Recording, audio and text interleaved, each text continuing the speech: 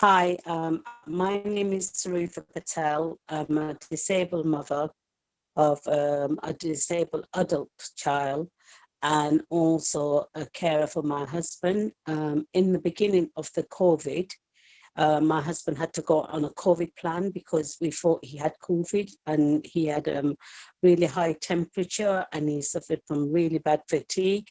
And I had to stop as a disabled woman having carers coming in for myself. And because of my son and my husband shielding at that time, they both had shielding letters, stop my carers. So it was extremely difficult for me.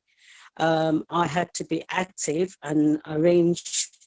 Luckily enough, there was a project in Newham where Saffron restaurants were providing hot food, a meal a day. So I had to ask for that because my carers helped me cook my meal and now my carers were not coming in.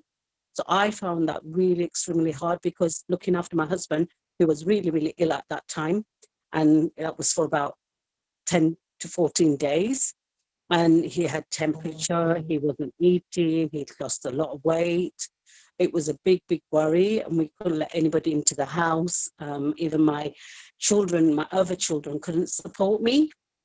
The impact of my caring responsibility as a disabled woman, when my husband was sick and he wasn't getting better, I had to get in contact with the learning disability psychiatrist because he wouldn't listen to me and his low moods and everything was affecting me, him and me, because I thought he was going to die because he was losing a lot of weight. In the end, she told him to stop watching the news and he was going to get better, and he listened to her, and then that motivated him.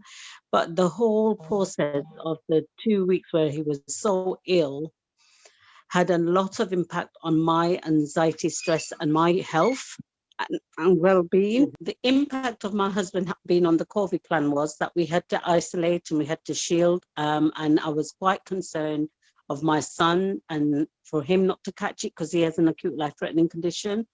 The impact on my health was that I was very stressed out and anxious about whether it's going to pull through, and it was affecting my fibromyalgia, and it caused the relapse.